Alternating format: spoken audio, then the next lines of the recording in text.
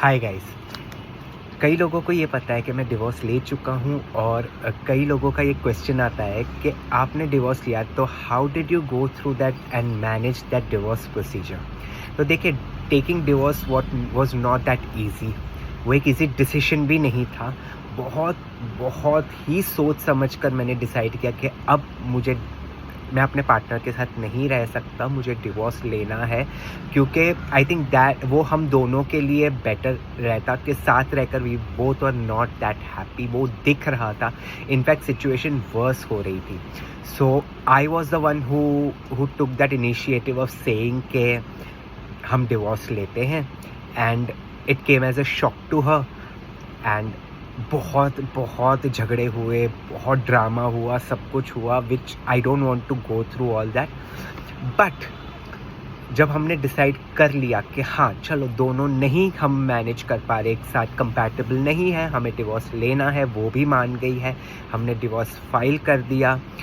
But उसके बाद का जो प्रोसीजर था, मैंने सोचा वुड बी वेरी इजी, क्योंकि हमारा म्यूचुअल ये था, क्या बोलते हैं, डिवोर्स लेना। But it was not that easy, क्योंकि जब तक डिवोर्स फाइनल नहीं हो जाता, एक लटकती तलवार होती है।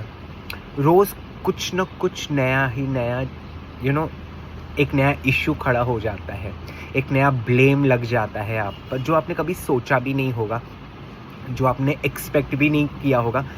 वो उंगली आप पर उठ जाती है, वो ब्लेम आप पर लग जाता है।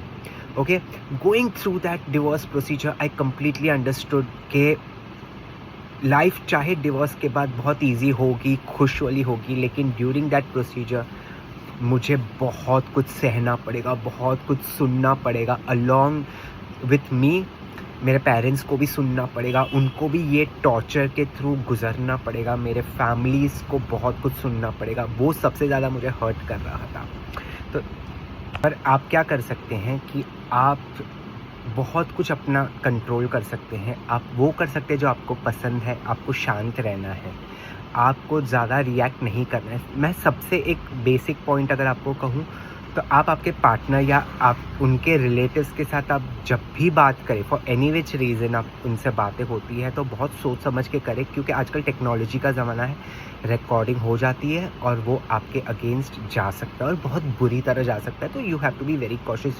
आपको एक प्रेजेंस ऑफ माइंड होना चाहिए कि आप क्या बोल रहे हो, कैसे रिएक्ट कर रहे हो। तो मैं अपना माइंड शांत करने के लिए मैं वो करता जो मुझे पसंद आता था। आप वो कीजिए जो आपको पसंद आता हो, आपकी हॉबीज़ कीजिए। वैसे मेरे को म्यूज़िक सुनना बहुत पसंद है, मैं अपना माइंड ऑक्यूपाइड रखता था, म्यूज़िक चलते रहता था, मैं अपना काम करते रहता था, ताकि कोई नेगेटिव टॉक, कोई नेगेटिविटी की बातें मेरे दिमाग में आए ही नहीं।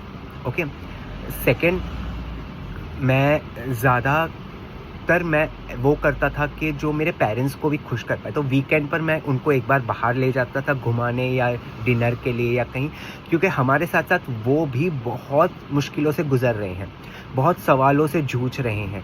सोसाइटी हमसे ज़्यादा हमारे पेरेंट्स को टॉर्चर करती है, पूछ करके क्या हो गया, कैसे हो गया, किसका फॉल्ट था। तो उनको इक्वली ज़रूरत है इससे बाहर निकलने की। तो आपके साथ साथ आपको वो भी ट्राई करना है कि वो भी कहीं ऑक्यूपाइड रहे, उनका भी माइंड थोड़ा चेंज हो। तो मैं उनको डिनर या बाहर घुमाने ले जाया करता था।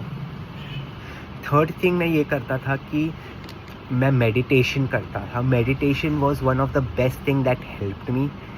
फोर्थ, मैं ठाकुर जी, कृष्ण भक्त हूँ, तो मैं ठाकुर जी की सेवा करने लग गया और उसमें थोड़ा आगे बढ़ गया सेवा में।